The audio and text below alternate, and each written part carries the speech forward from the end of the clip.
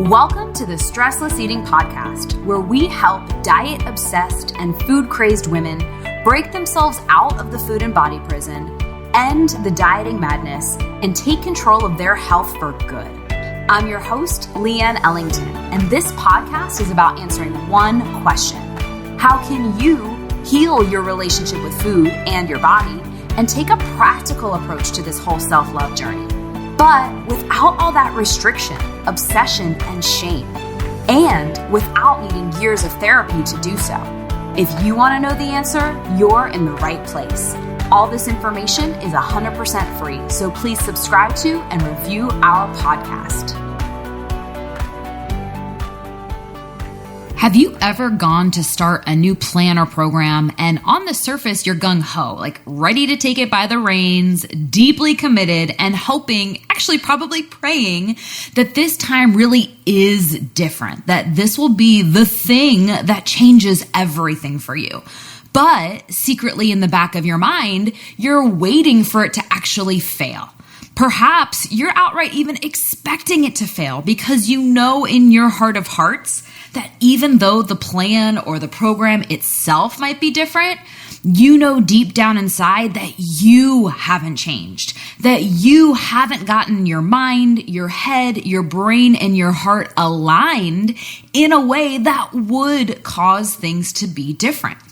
And so before we get into the meat of today's episode, I want to remind you of something that we've talked about so many times here on this podcast. And it's this idea that we are master storytellers. We're always telling stories in our head, and we have all these conflicting voices in our head directing us. And some of them feel good and some of them don't feel very good.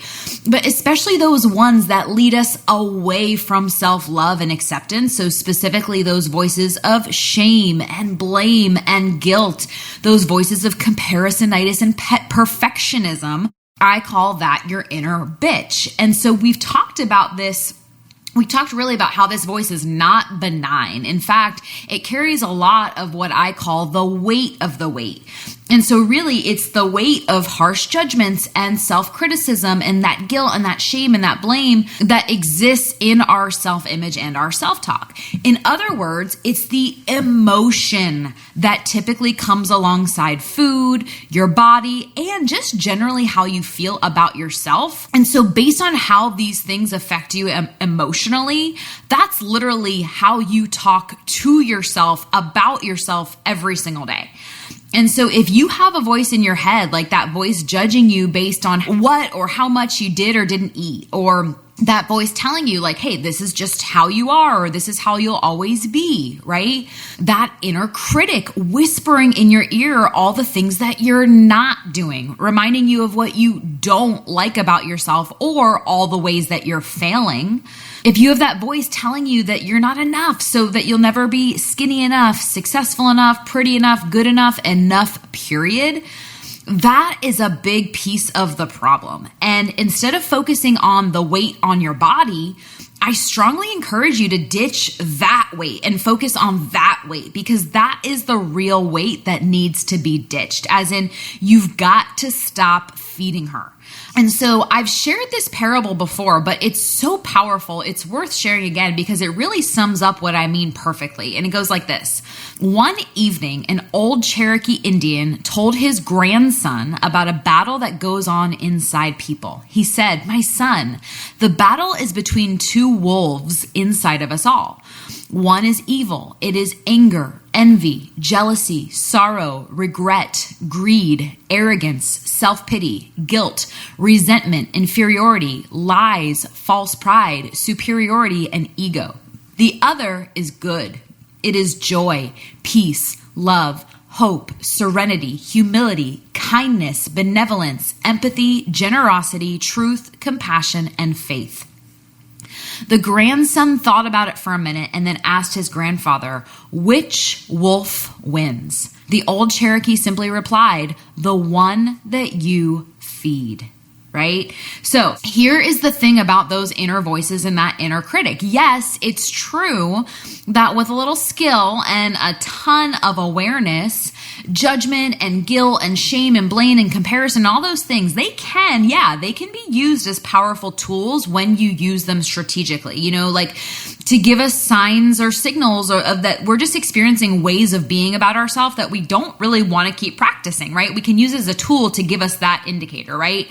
But for most women, they're not being used as tools. They've become a massive weapon of internal resistance. And that's because feeling guilty about what you did or didn't eat or didn't do, or, feeling ashamed of your habits or your behaviors, or just feeling ashamed of yourself in general, or continually blaming yourself or blaming others or blaming those darn cookies for being so irresistible, right? Comparing yourself to where you think you should be or what you think you should be doing, or comparing your worst to someone else's best, or letting your inner perfectionist run the show. And with her, I promise you, it's never enough. You'll never be, skinny enough, doing enough, good enough, smart enough, enough, period.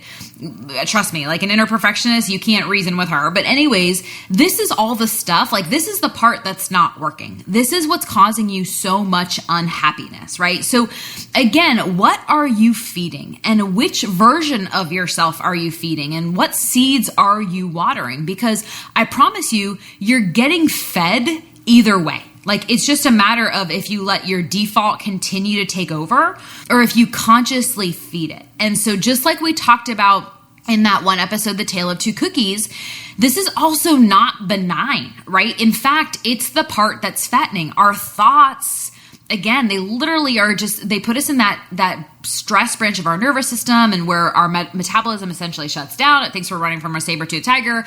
I don't have to go into the ins and outs of that again. You get the point. But again, it's not benign. So what are you feeding? And what if you ditched that weight? Again, it's not the weight on your body, right? The weight that I'm talking about is the weight of harsh judgments and self-criticism and all of that shame. But more, it's really the emotion that's typically coming alongside that conversation in your head about food, your body, and just you in general. And here's the thing, ladies, it doesn't have to be there, right? You don't have to have, it's optional. That conversation, that level of conversation is something that you are in control of, right? And so, but here's the thing, most women look at this last, right? But I'm telling you, it's one of the main things causing and perpetuating your struggles. And I can promise you this, let's say you do reach your ideal weight or your ideal size, right? If you've been being, hyper judgmental and self-critical and shaming and blaming and comparing yourself your whole life, that doesn't just magically go away. And so if you don't address the habits and thinking and behaviors that got you there, law of cause and effect says you'll go create more of the same. And, as you're learning, it's not logical. Knowing what to do is one thing, but getting yourself to do it is another. And that's why I'm here to remind you, you cannot out diet and outperform or outsmart your current self-image and the wiring in your brain. And so if your inner self-talk is taking you in the direction of failure and disbelief or just straight up unhappiness, it's leading you in the wrong direction. And that is what's keeping you stuck in the struggle and on that up and down roller coaster. So again, what are you feeding and which wolf will win? And again, food is not the problem. Your body is not the problem. And I'll even go as far as saying you are not the problem, even if it feels like you are the problem, right?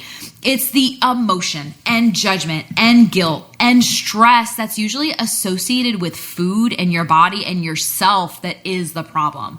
And, everybody thinks I'm my own worst enemy, but the enemy isn't really an enemy at all. It's simply the voice of your self-image and self-talk that's making your weight and your body personal and making food personal. And that's the part that is not working. And that's the part that, again, it doesn't have to be there. It's totally optional. Okay. So now that we've revisited some really important concepts, let's get back to this idea of losing trust in yourself and how to get it back.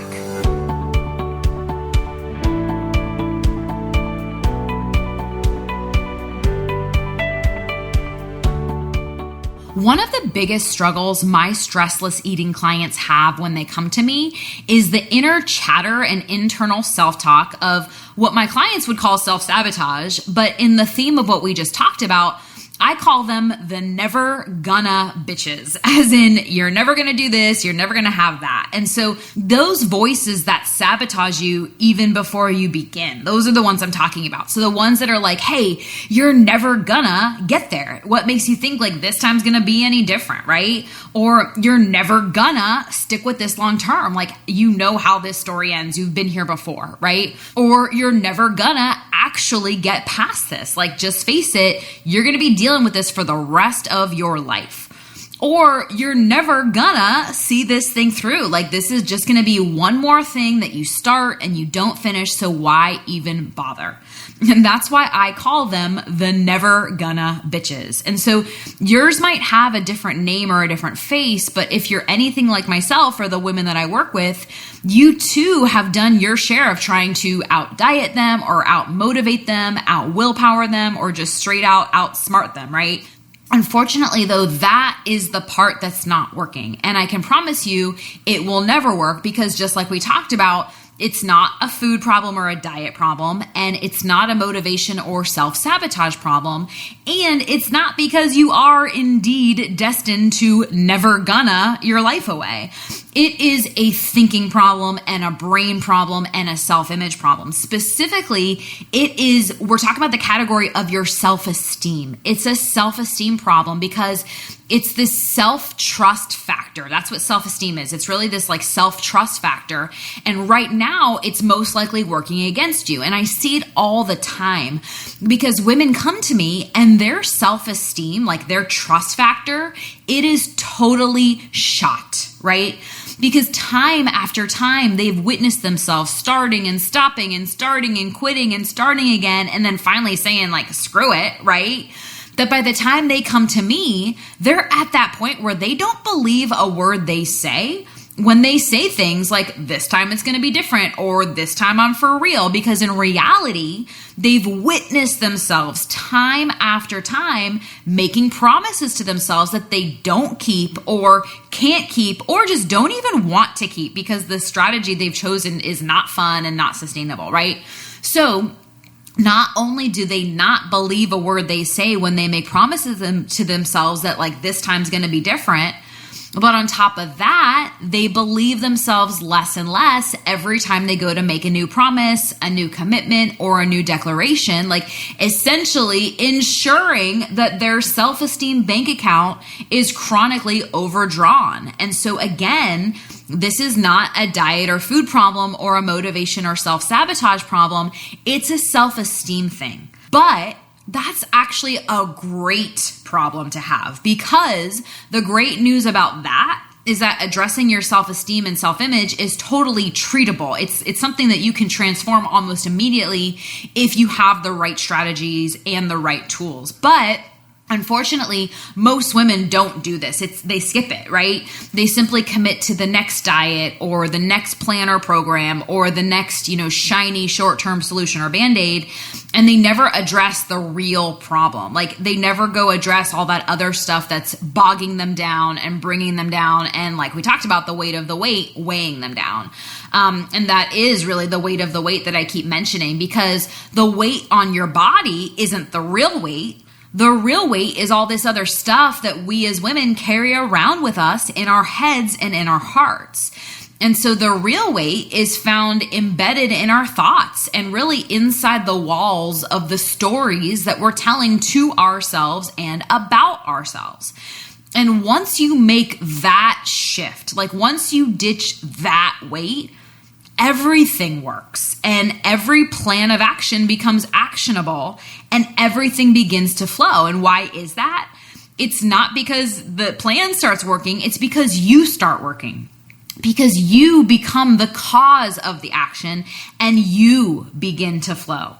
But I promise you this, like this kind of transformation cannot be found in another diet or program or plan, because those things are not the problem. Like, you are the problem, even though I just said you're not, right? But by golly, like, you're also this beautiful solution. And wow, what an opportunity that is, because like women, you feel out of control. This actually is, I'm trying to tell you, you are in control of more than you think.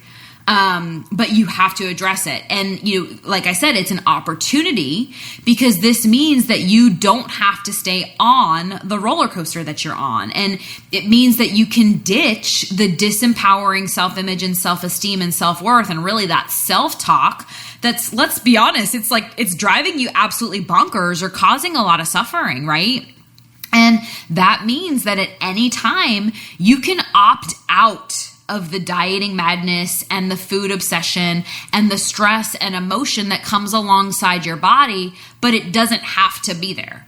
Because then when you do that, that's when you can just friggin' breathe, right? Like breathe and think and feel how you want to feel without worrying all the time about being good enough or thin enough or pretty enough or perfect enough or whatever, right? That is the power that you hold when you take a self-image solution approach, aka a brain approach, to your struggles with health and your body. And again, notice I didn't say a diet, right?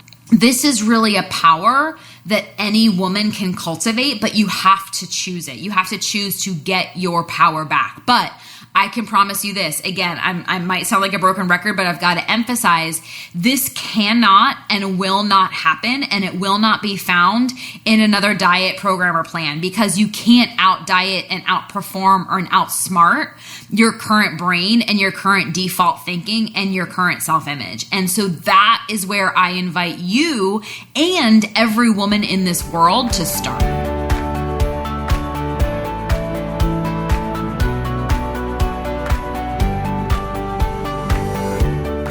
Okay, so back to this idea of losing trust in yourself. So one of the most common struggles that my clients face is, just like we talked about, their self-esteem is shot. Like they don't trust themselves. And so essentially, it's when you've tried so many things that haven't worked. Like each time you declare something along the lines of like, yeah, this time I'm really going to do it. Like this is the time, or like this is the one, like this is the program or plan or diet that's finally going to work for me, right? We've all had that hope. Or like, this is the last one, right? This is the last program or plan or diet this is going to be the one that ends all plans and programs and diets for me, right? So when it comes time to start the next diet and the next plan and the next round of, gathering all that grit and determination and willpower, not only do you not believe yourself that it's actually going to be different this time, but on top of that, like you're actually terrified to share it with anyone else. So like whether that's your partner, your friend, somebody you work with, because you have this fear that they're not even going to believe you or take you seriously. Like you've performed this old song and dance enough times that you don't get taken seriously, even if they really do support you or believe in you. So you get to that point where you just stop sharing it. And that's really the shame talking. And I see this happening all the time. Like it's really how I used to feel each time I started out a new plan or method. Like I eventually just stopped talking about it or telling anyone altogether, because it really, in a way, it gave me solace knowing that when I eventually strayed, at least I could confine the disappointment to myself and not have to explain it to anyone. But this only adds another layer of struggle and suffering, because it's that shame and loneliness, or really just the feeling that you're alone in your journey. And both of those things are silent killers, shame and, isolation and loneliness. So what's the solution? Well, first, let's talk about why this keeps happening so you can understand really the why behind the what. So I found that it usually falls into one of the following categories. So the first category is you're actually getting smarter. And I know that might sound counterintuitive. You're like, Leanne, I keep failing at the same thing over and over again. You're telling me I'm getting smarter. And so here's the thing. After attempting like one unsustainable restriction driven plan after another, it feels logical to assume that willpower and discipline won't just magically show up for you this time around, like any more than it did the last time at least. And if things play out the way they usually do, it is actually safe to assume that this new plan won't work out either. It's actually your brain getting smarter. If you're getting to that point where you're like, nope, I don't believe this is going to be any different. That's actually a good thing. It's actually smart of you to make this assumption, because 9 out of 10 times you would be right? So that's you getting smarter, right? The second category is your brain is actually getting smarter. And so this is where it's not just like a human thing. This is a brain thing, or like a human brain thing. And you can't outsmart your brain, as in like there's fired and wired things that take place that when it just happens without you cognitively thinking about it. And so without getting too geeky, it's helpful to understand that these short-term habits and those long-term, like always have them, actually become a habit for the rest of your life, like kind of habit. Those short-term and long-term habits really live in two separate parts of the brain. And so the long-term part of your brain, it's driven by ease and pleasure. And when your brain experiences the opposite of those two things, so like resistance and force and persuasion, or the constant hunger that comes alongside diets and restriction, it essentially says like, hey, don't worry, brain. Like, we don't have to move this over to that long-term part of our brain. Like, she's not going to be doing this very long, right? And again, 9 times out of 10, your brain would be right. So this is your brain actually getting smarter, right? And then the third category is just like your heart and your soul and your intuition are just getting more honed in and tuned in. And so let's be honest, like this whole food and body and self-acceptance journey, it is not a straight line, first of all, but it's not a rational journey. It's emotional, right? It tugs at your heartstrings, it nags at your spirit, and it's rare that I speak with a woman that doesn't know that her problem is not going to be solved with a diet. Like we do. Hopefully, if you're listening to this, you are like seeing that. You're like, no, the problem isn't what I think it is, and it's not going to be solved. Like you can't logic and reason your way through an emotional problem. Otherwise, you'll simply be addressing the effects. And as we talked about before, a lot of those ways of addressing the problem, like dieting and the weight loss mentality, it's actually making the problem a lot worse. And so if you're like me and most women I know, when you get truly and painfully honest with yourself, right, your heart and soul and spirit knows that a diet won't cut it either. Like you need a different approach. You need something more. And 9 times out of 10, once again, you would be right.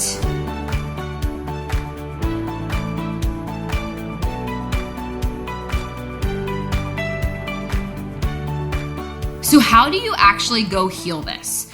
So there's a few layers to this, and keep in mind, this is not something that happens overnight. Like I walk my clients through an entire 12-week process to really help them establish a new relationship with themselves and a new relationship with food and their body. But if I were to bottom line it for you, I would tell you the following. And the first thing is, probably no surprise to you, you need a better strategy. And so remember, your brain is failing, not because it's actually failing, but because it's playing a game that you're never going to be able to win, right? And so if you're using a strategy that's founded in restriction or deprivation or punishment, or persuading yourself to do or eat or move in a certain way that you don't enjoy or that's not possible to stick with long term, right? Or if you're using a strategy that causes you to spend this exorbitant amount of time and energy and heart and soul thinking about food and your body and your weight when all you want to do is stop thinking about it, right? Or if you're using a strategy that's getting harder the more you practice it, and you're getting worse at it the more you practice it. And that's really what the diet mentality is and how it impacts you. As in, like, you'll never get good at dieting despite what you think, right?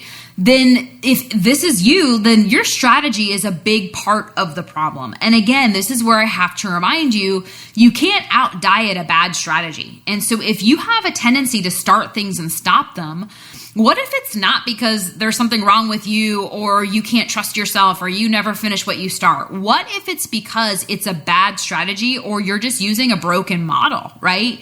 And it's one that I guarantee even the most willpower-driven woman could not sustain, right?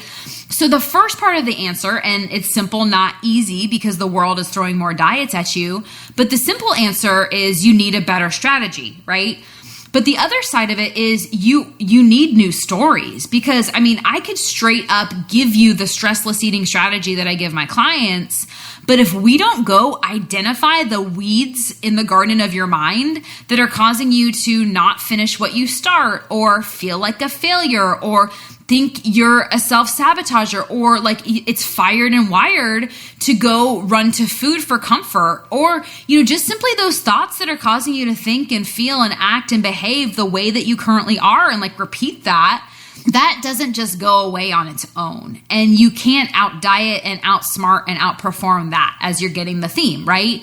So it's got to be both. Yes, a new strategy so that the food and body side of things is simple and stressless and sustainable. Keyword sustainable, forever conversation, right? No more of the short-term band-aids. So this idea where you learn a new language and a new paradigm one time, right? You just learn it once, but it's something that you practice for the rest of your life. And as you practice it more, you get better at it and it gets easier, so that over time, you're not having to practice it as much and it just becomes who you are, right?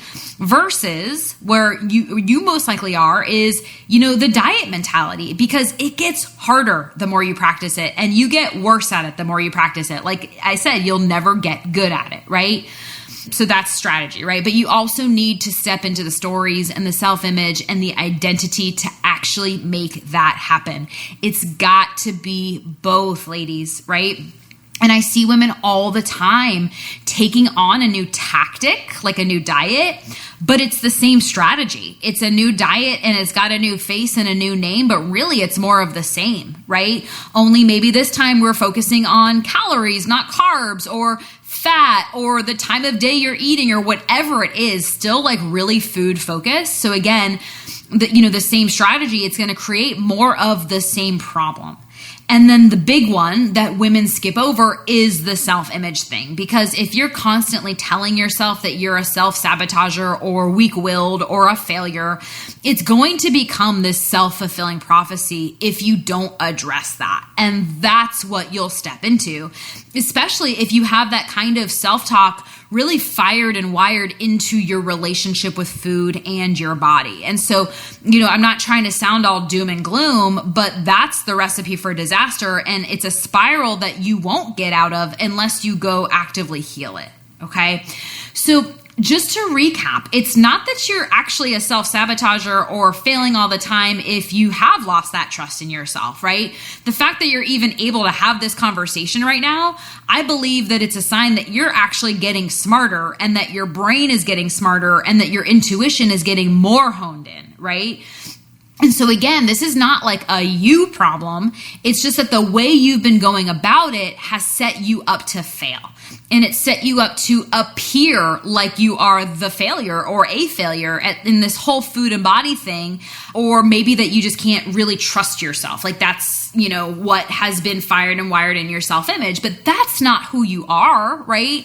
I believe that you can really trust yourself. You've just been playing a losing game. One that even the most powerful, resilient, willpower-driven woman couldn't sustain very long. And so I have no doubt that you genuinely do want to solve this problem and close the loop and make this time the last time. And so the solution then becomes, how can you set yourself up for a game that you win? And how can you become the version of yourself that would actually get you there and be happy? And so how can you embark on a journey that makes you happy and makes your brain happy and makes your heart and soul happy, so that you can stick with it and that you do actually stick with it?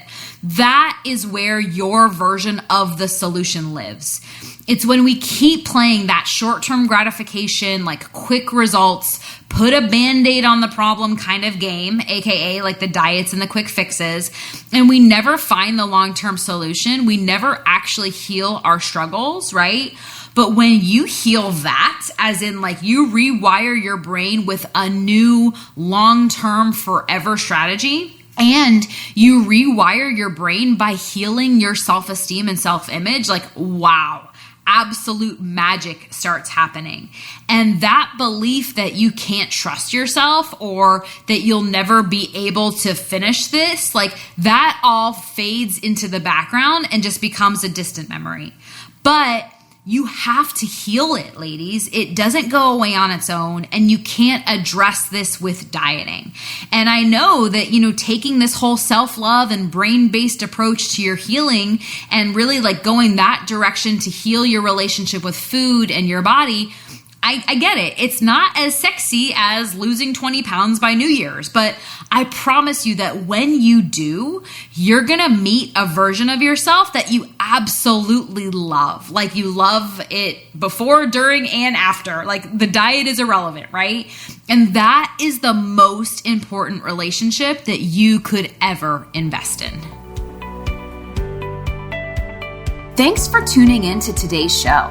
If you like what you heard and you're interested in breaking out of your own food, body, and diet prison, here's what I want you to do next. Head on over to stresslesseating.com. That's stresslesseating.com and sign up to watch the Stressless Eating webinar, where I'll walk you through the exact 5-step game plan my female clients use to conquer emotional eating, self-sabotage, and finally heal themselves from the restrictive all-or-nothing diet mentality for good, but without obsessing or spending years in therapy to address it. I've laid it all out for you there in 5 easy steps. Remember, healing your relationship with food and your body does not happen by itself. You need expert guidance to make it happen, and we've helped clients all over the world take back their power from the food and find true and lasting freedom while enjoying life and warm chocolate chip cookies along the way. To see if we can help you do the same, head on over to stresslesseating.com. I'm Leanne Ellington, and I'll see you next time.